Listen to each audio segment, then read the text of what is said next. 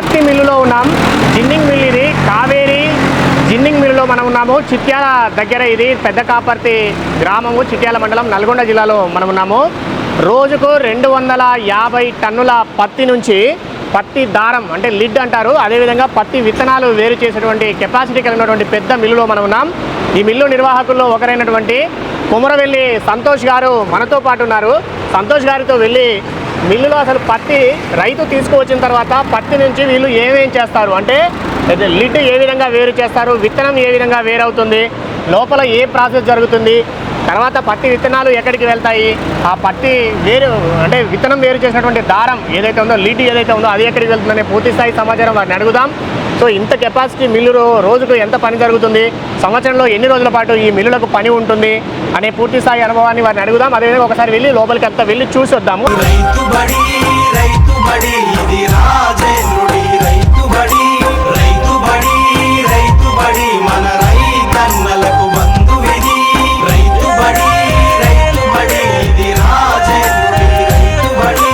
నమస్కారం అండి. నమస్తే అండి. ఇది ఎన్ని సంవత్సరాల మిల్ అండి?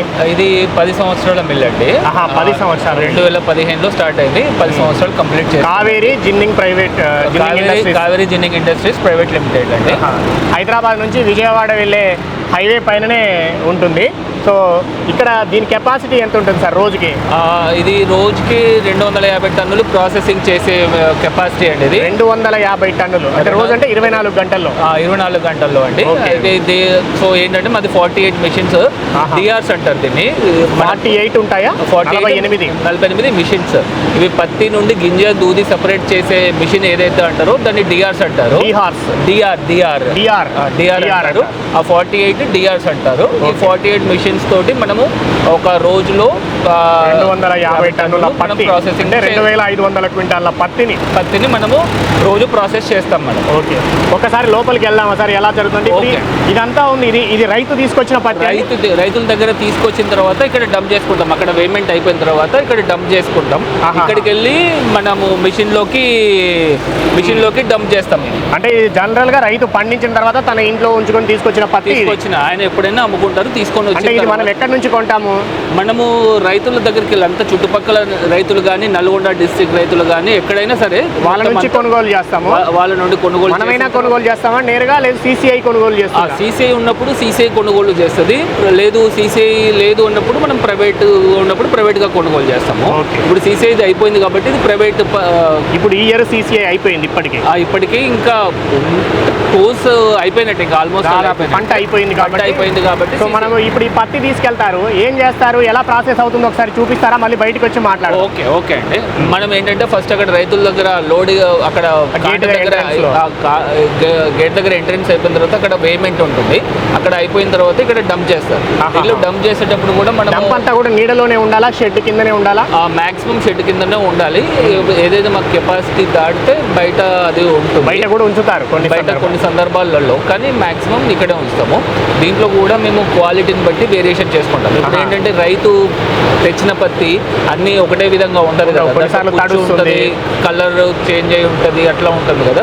దాన్ని మనం ఏం చేస్తామంటే క్వాలిటీ వేరుగా వేసుకుంటాం, ఇక్కడ డంప్ చేసుకుంటాం. ఇప్పుడు అది వేరే. ఇప్పుడు అక్కడ తీసుకెళ్తున్నారు, అక్కడ ఎక్కడికి వెళ్తుంది ఆ మిషన్? ఇప్పుడు ఇక్కడికి వెళ్ళి స్టోర్ అయిపోయిన తర్వాత అది హాట్ బాక్స్ మిషన్ అని అంటారు.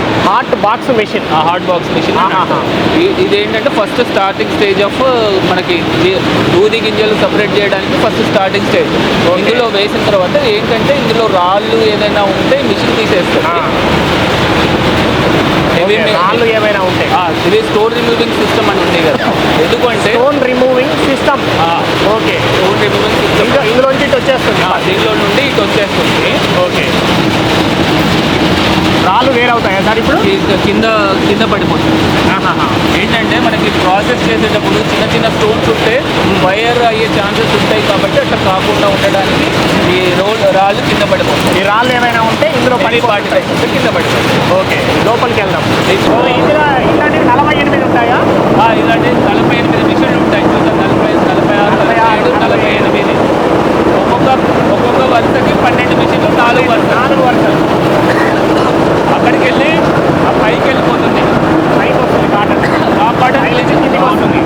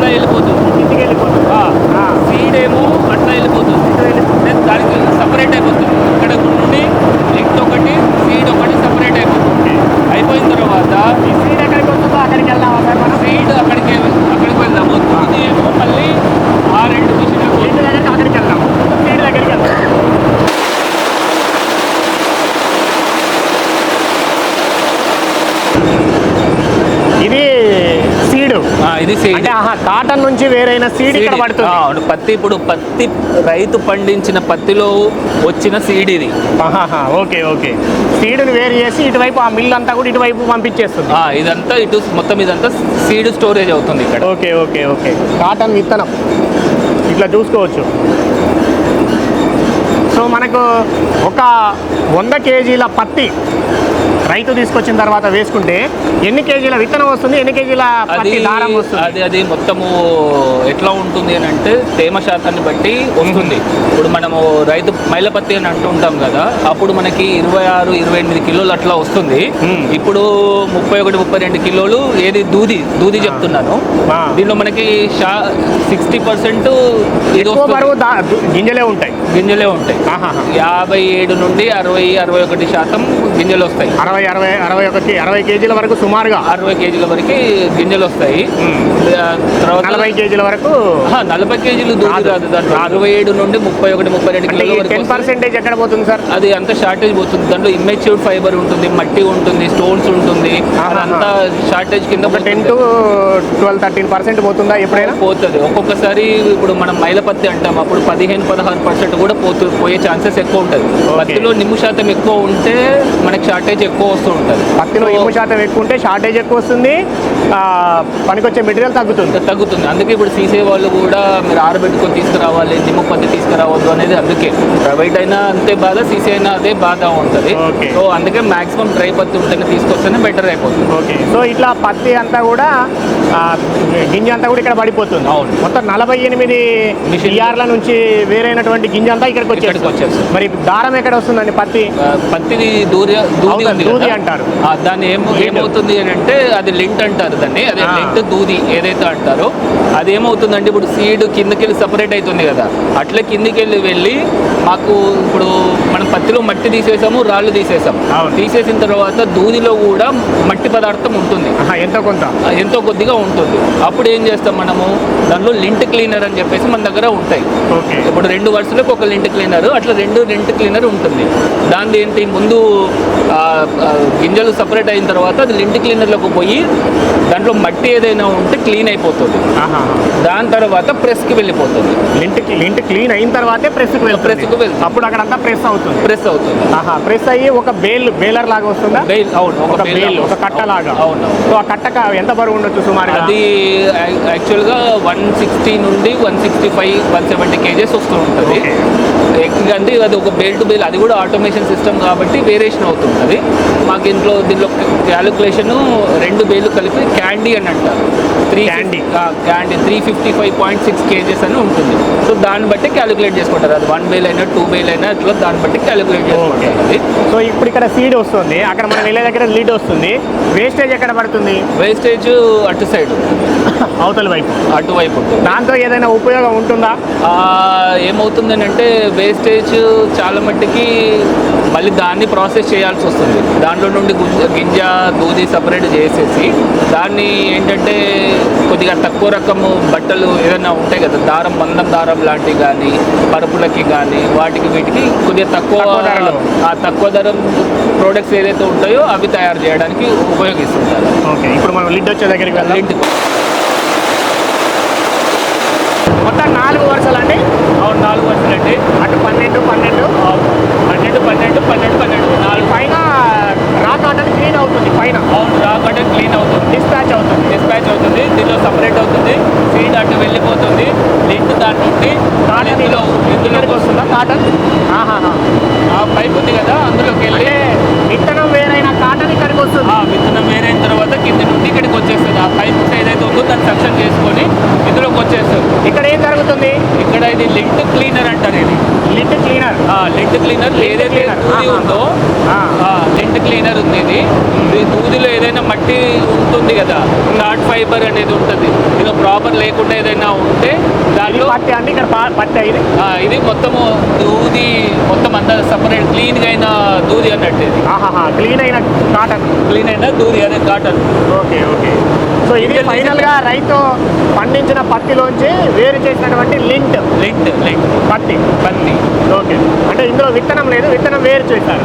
సో ఇక్కడ నుంచి ఎక్కడికి వెళ్తుంది సార్? ఇంకా ఇక్కడికి వెళ్ళి ఇది అయిపోయిన తర్వాత ఇక్కడికి వెళ్ళి ఇది ప్రెస్ అంటారు. ఇది ఇక్కడ ఇట్లా ఇక్కడికి వెళ్ళి అక్కడికి కొద్దిగా వెళ్ళిన తర్వాత ఒకటి స్టెప్ బై స్టెప్ అది అయ్యి ఇది ప్రెస్ అంటారు. ఇది ఏమంటారు? Press hydraulic press. ఇది హైడ్రాలిక్ ప్రెస్సింగ్ అంటారు.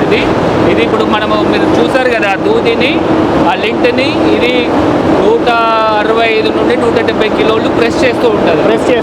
ప్రెస్ చేసిన తర్వాత ఇది మనము పట్టీలతోటి ప్యాక్ చేసేసి తర్వాత గోడాన్లో స్టోర్ చేసుకోండి. బయటకి వెళ్తాం.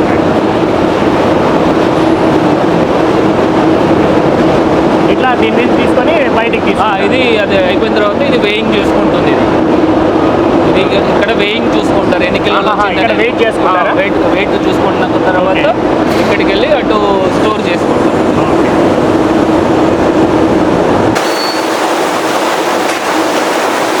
అది స్టోరేజ్. అది ఇక్కడ స్టోరేజ్ ఏదైతే లింట్ ఉందో లింట్ గోడాన్ ఇది, అది సీడ్ గోడాన్. అది లింట్ అంటే ఇది మేము బేల్స్ అంటాం. ఇక ఒక్కసారి దూది సపరేట్, లింట్ సపరేట్ అయిన తర్వాత ప్రెస్ అయిన తర్వాత దాన్ని ఒకదాన్ని బేల్ అంటాం. మనం ఒకదాన్ని బేల్ అంటాం. సో ఇవన్నీ కూడా అవే, ఇంకా ఇవన్నీ బేల్స్. అదొక క్వాలిటీ కనబడుతుంది, ఇది ఒక క్వాలిటీ. ఇది క్వాలిటీ మీకు ముందు చెప్పిన విధంగా ఏదైతే క్వాలిటీ తేడా ఉంటుందో దాన్ని బట్టి మనము సపరేట్ చేసుకుంటుంటాం. ఇది ఒక బేల్ అంటారా? ఇది ఒక బేల్ అంటారు, లేదా క్యాండీనా ఏమో అంటారు అన్నారు.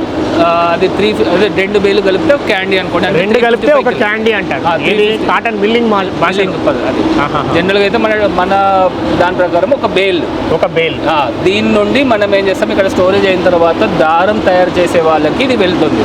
దారం తయారు చేసే స్పిన్నింగ్ మిల్లుకు పంపిస్తారా? స్పిన్నింగ్ మిల్లుకి ఈ బేల్ అనేది వెళ్తున్నాయండి. ఓకే, ఇది ఒకటి ఎంత వెయిట్ ఉంటుందండి సుమారుగా? ఇది అదే 165 నుండి 170 కిలోల వరకు వస్తుంది. ఒక బేల్ 165. ఎక్కడ ఏ జిన్నింగ్ మిల్లుకి వెళ్ళినా ఇదే సైజ్ ఉంటుందా? ఇదే సైజ్ ఉంటుంది.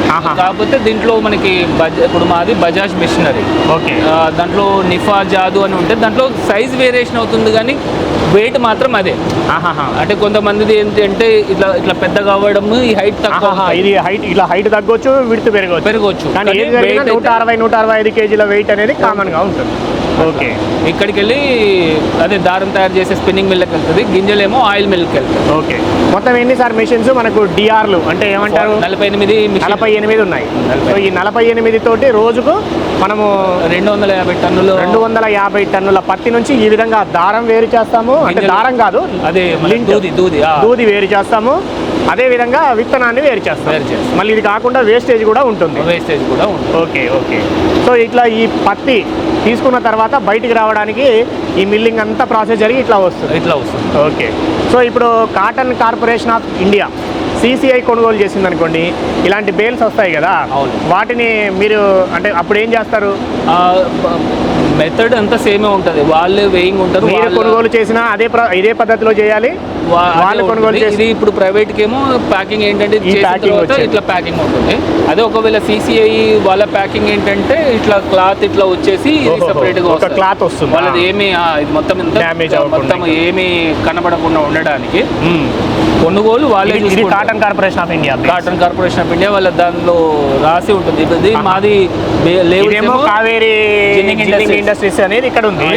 ఇక్కడ తీసుకుంటే వీళ్ళకి వేరే ఉంటుంది. CCI cotton corporation of India అనేది ఇది ఇక్కడ. ఓకే, గవర్నమెంట్ది ఐడెంటిఫికేషన్ కోసం అది. ఓకే. ఇప్పుడు ప్రాసెస్ అంతా సేమే. వాళ్ళు కొనుగోలు చేస్తే గిట్ట వాళ్ళే కొనుగోలు వాళ్ళే తీసుకెళ్తారు. మనకు సంబంధం ఏం లేదు, వాళ్ళే తీసుకెళ్తారు. మనకు ఎంత పత్తి ఇచ్చారు, అందులోంచి ఇవి బేల్స్ ఎన్ని ఇస్తాము, సీడ్ ఎంత ఇస్తాము, మనకి జాబ్ వర్క్ ఛార్జెస్ కింద ఇస్తారు. దీనికి మనకి ఎలాంటి సంబంధం లేదు. ఓకే, దాన్ని మనం ఎన్ని క్వింటాలు ఎన్ని టన్నులు చేసి ఇచ్చాము అనేది వాళ్ళది. మనం కొనుగోలు చేసినప్పుడు ఈ బేల్స్ ఏం చేస్తారు? మనము స్పిన్నింగ్ మిల్లుకి అమ్ముకోవాలా? మనం స్పిన్నింగ్ మిల్లుకి అమ్ముకోవాలి అంతే. కాటన్ కొనుక్కోవాలి, మళ్ళీ స్పిన్నింగ్ మిల్లుకి అమ్ముకోవాలి. ఎవరికైనా అది ఈ వచ్చిన దూది సపరేట్ చేసిన గింజలు తీసిన దూది ఎవరు కొన్నా దారానికి వెళ్ళాల్సిందే. సో అది CCI వాళ్ళ దగ్గరికి వెళ్ళి ట్రేడర్స్ కొనొచ్చు, మిల్లు వాళ్ళు కొనొచ్చు, ఎవరైనా కొంటుంటారు. వాళ్ళు ఒక సర్టెన్ టైంలో ఆప్షన్ పెడుతూ ఉంటారు. సీడ్ ఏమో వాళ్ళు ఎప్పటికప్పుడు ఆప్షన్ పెడుతూ ఉంటారు. సో ఇట్లా పత్తి రైతు నుంచి కొనుగోలు చేసి దాని దారం వచ్చే విధంగా పత్తిని వేరు చేస్తారు, గింజను వేరు చేస్తారు అంతే. కొంతవరకు పత్తిని క్లీన్ చేస్తారు. పత్తిని క్లీన్ ఆ దూది ఏదైతే ఉందో అది గింజలు తీసిన తర్వాత దాన్ని క్లీనింగ్ చేసేది. దూదిని క్లీన్ చేస్తారు. జిన్నింగ్ అండ్ ప్రెస్సింగ్ మిల్ అంటారు ఇది. Ginning and pressing mill. Okay.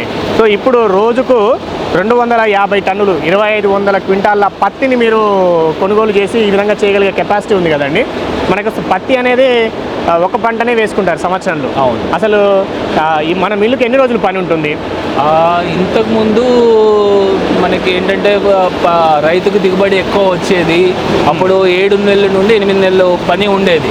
ఇప్పుడు ఏంటంటే రైతుకు దిగుబడి తక్కువ రావడం వల్ల మనకేమవుతుంది అంటే ఇప్పుడు 3 నుండి 4 నెలల వరకే మనము మిల్లులు నడపగలుగుతాం. అంటే పత్తి దిగుబడి ఎక్కువ వచ్చి పత్తి ఎక్కువ వస్తే మీకు ఎక్కువ రోజులు పని ఉంటుంది. ఎక్కువ పని అంటే సంవత్సరం పొడవునా ఎప్పటికీ ఉండదు.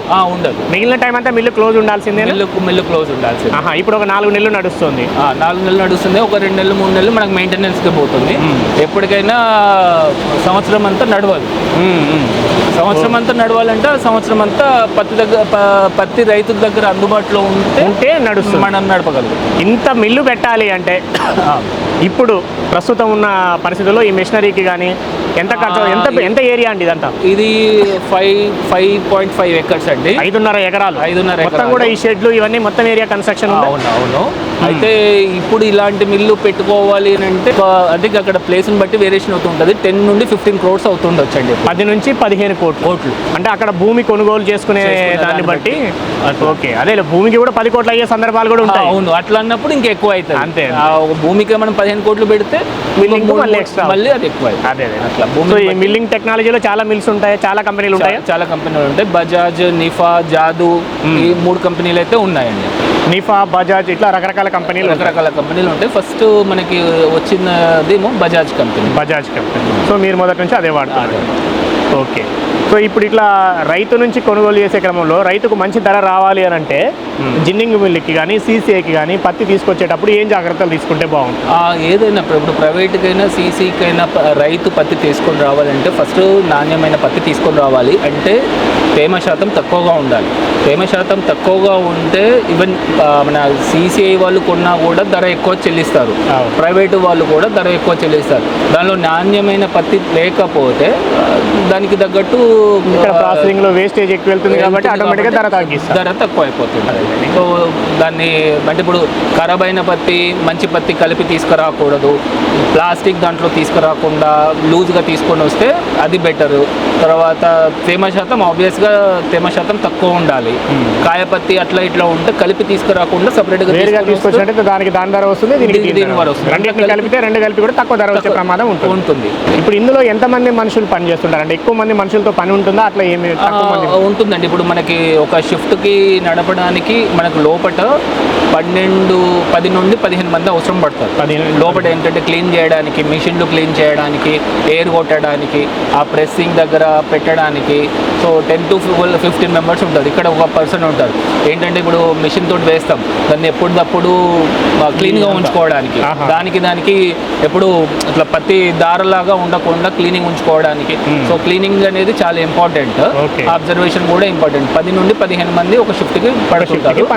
ఏది జిన్నింగ్ చేయడానికి, మిల్లింగ్ నడపడానికి. ఇంకా బయట లోడ్ వేసుకోవడం ఇదంతా మళ్ళీ సపరేట్ పడుతుంటారు. మళ్ళీ ఇంకా అది సీజన్లో పనిని బట్టి వాళ్ళు ఎంత లోడింగ్ వాళ్ళు. మిగతా టైం అంతా బంద్ ఉంటుందా సార్ ఈ మిల్ అంతా కూడా పూర్తిగా? అంతే. ఎవరిదైనా పత్తి మిల్లు అంతేనా? జిన్నింగ్ మిల్ అంటే ఎవరిదైనా అంతే బంద్. 6 నెలలు కనీసం క్లోజ్ చేయాల్సింది. ఓకే. అది ఎందుకంటే మనకి పని లేదు కదా, సీజనల్ కాబట్టి రైతు దగ్గర పత్తి ఒకటేసారి వేస్తాం. అంటే ఒకసారి 3 సార్లు తీసినా ఒకటేసారి వస్తుంది కాబట్టి అది ప్యాడీ ఏమో 2-3 టైమ్స్ మనకు 2 టైమ్స్ వేస్తారు కదా. ఇది అట్లా కాదు కాబట్టి ఉన్నంత వరకే నడుస్తుంది, లేకపోతే క్లోజ్ చేయాల్సింది. ఓకే. సో ఇప్పుడు ఆ సీడ్ తీసుకుంటున్నాం కదండి మనం, పత్తి విత్తనాన్ని వేరు చేస్తున్నాం కదా. పత్తి విత్తనము ఎక్కడికి వెళ్తుంది? దాని నుంచి ఏం జరుగుతుంది? పత్తి విత్తనాలు ఏంటంటే ఆయిల్ మిల్ వాళ్ళు తీసుకుంటారు. అది ఆయిల్ మిల్ అనేది మళ్ళీ దాని నుండి పత్తి గింజల నుండి ఆయిల్ సపరేట్ చేసేసి అది రిఫైనరీకి వెళ్తుంది. దాని నుండి వచ్చే కేక్ ఉంటుంది, పత్తి పిప్పి. అది ఏంటంటే మళ్ళీ మన పశువులకి దానా కింద ఉపయోగిస్తుంటారు. ఆయిల్ ఏమో ఇంకా జనరల్గా రిఫైనరీకి వెళ్ళిన తర్వాత కొద్దిగా నాకు తెలిసి మెడిసిన్ దాంట్లో కూడా యూజ్ చేస్తూ ఉంటారు. రిఫైనరీ మనం అయితే మనం బయటకు అమ్మేస్తాం. ఇక్కడ మాత్రం ఓన్లీ లింట్ అవును. దూదిని అదేవిధంగా గింజని వేరు చేస్తాం అంతే అంతే దూది గింజలను వేరు చేసే ప్రక్రియ ఇక్కడ ఇది జిన్నింగ్ మిల్లులో జరుగుతుంది. సో అట్లా మనం గవర్నమెంట్ సీసీఐ ఉన్నది అనుకోండి, సీసీఐ కూడా గింజని వాళ్ళే తీసుకెళ్తారా? గింజను సీసీ కొన్నప్పుడు ఏమవుతుంది అంటే బయట ఆయిల్ మిల్ వాళ్ళు కానీ ట్రేడర్స్ కానీ మిల్లర్స్ కానీ అంటే ఇప్పుడు మా దగ్గర ప్రాసెస్ అయిన సీడ్ని మ్యాక్సిమం పర్చేస్ చేస్తాం సీసీఐ నుండి. ఎందుకు అని అంటే బయట వాళ్ళు చేస్తే ఇప్పుడు నాకేంటంటే బయట వాళ్ళు పర్చేస్ చేశారనుకోండి, ఆయన సకాలంలో గింజలు ఎత్తాడు తీసుకెళ్ళాడు ఇక్కడికి వెళ్ళి అది అవుతుంది. మనకి ఇక్కడికి వెళ్ళి కన్జంప్షన్ కాకపోతే నాకు ప్లేస్ ఉండదు, మళ్ళీ రైతుల దగ్గరికి వెళ్ళి పత్తి కొనడానికి ఇబ్బంది అవుతుంది. కాబట్టి అందుకు కారణంగా మీరే కొని మళ్ళీ మీరు వేరే మిల్స్కి అమ్ముకుంటారు, ఆయిల్ మిల్లకు అమ్మేస్తాం. ఓకే. సో అట్లా ఇప్పుడు ఇదంతా కూడా రైతుకు సంబంధం లేదు, ఇంకా ఓన్లీ రైతు నుంచి పత్తి కొనే వరకు మాత్రమే రైతుకు సంబంధం. అంతే. తర్వాత అంతా మీరు ట్రేడింగ్లో ఇదంతా మిషన్ మిల్లింగ్ చేసుకొని ఇవన్నీ సీసీఐదైనా అంతే, మన ప్రైవేట్ అయినా పర్లేదా సార్? పత్తి జిన్నింగ్ మిల్లులో లాభాలు ఎలా ఉన్నాయి? లాభాలు అంటే అది దాదాపు 10 సంవత్సరాల నుంచి నడుపుతున్నామన్నారు కదా. అంటే ఏమవుతుందని అంటే రైతుకి పత్తి దిగుబడి తక్కువ ఉండడం వల్ల రైతులకు ఇబ్బంది అవుతుంది. అదేవిధంగా రైతు బాగుంటేనే మేము బాగుండేది. సో రైతు బాగా లేదు, ఇబ్బంది పడుతున్నాడు అని అంటే సమానంగా మేము కూడా ఇబ్బంది పడతాం. అది మీరు ప్యాడీ ఇండస్ట్రీ కానీ ఈ ఇండస్ట్రీ కానీ ఏదైనా రైతుకు రిలేటెడ్ ఏదైనా సరే రైతు బాగున్నాడు అంటే మేము బాగుంటాం. రైతు బాగా లేకపోతే మళ్ళీ ఎక్కువ వచ్చి మంచి క్వాలిటీ పత్తి వస్తుంటే మనకు కూడా మిల్లు ఎక్కువ రోజులు నడుస్తుంది, ఎక్కువ పని లాభం. ఆయన రైతుల దగ్గరనే దిగుబడి లేకపోతే ఆబ్వియస్గా మనకు కూడా వాళ్ళని నమ్ముకునే కదా ఈ మిల్లు పెట్టుకున్నాం. అది సో రైతులు బాగుంటే మేము బాగుంటామండి. Thank you. ఇది కొమరవెల్లి సంతోష్ గారు చెప్తా ఉన్నది. దాదాపు 10-11 సంవత్సరాల క్రితం ఈ మిల్లును వాళ్ళు ఏర్పాటు చేశారు. నల్గొండ జిల్లా చిట్యాల మండలంలోని పెద్ద కాపర్తి సమీపంగా ఉన్నటువంటి Kaveri ginning industries private limited పత్తి మిల్లులో మనం ఉన్నాం. జిన్నింగ్ మిల్ ఇది. అంటే రైతులు పత్తి తీసుకొచ్చిన తర్వాత ఈ విధంగా వారి నుంచి పత్తి కొనుగోలు చేస్తారు. వీళ్ళు నేరుగా కొనుగోలు చేస్తారు. కాటన్ కార్పొరేషన్ ఆఫ్ ఇండియా కూడా సీసీఐ కూడా కొనుగోలు చేసి వీళ్ళకు జాబ్ వర్క్ కింద ఇస్తుంది అని చెప్తున్నారు. అంటే వీళ్ళు కొనుగోలు చేసినాక సీసీఐ ఒకవేళ వీళ్ళకు అలాట్ చేసినా కూడా ఈ పత్తి నుంచి గింజను అదేవిధంగా దూదిని వేరు చేసే ప్రధానమైన పని ఈ మిల్లులో జరుగుతుంది. దీన్ని జిన్నింగ్ అంటారు. ప్రెస్సింగ్, జిన్నింగ్ అండ్ ప్రెస్సింగ్ అనేది ఇక్కడ జరుగుతుంది అనేది సంతోష్ గారు చెప్తున్న దాన్ని బట్టి తెలుస్తుంది. మనం ఉన్న ఈ జిన్నింగ్ మిల్లులో రోజుకి 2500 క్వింటాల్ల పత్తి అంటే 250 టన్నుల పత్తి ఈ రా కాటన్ ఏదైతే ఉంటుందో దీన్ని తీసుకొని దీని నుంచి విత్తనం అంటే సీడ్ వేరు చేస్తారు. అదేవిధంగా ఈ దూదిని వేరు చేస్తారు.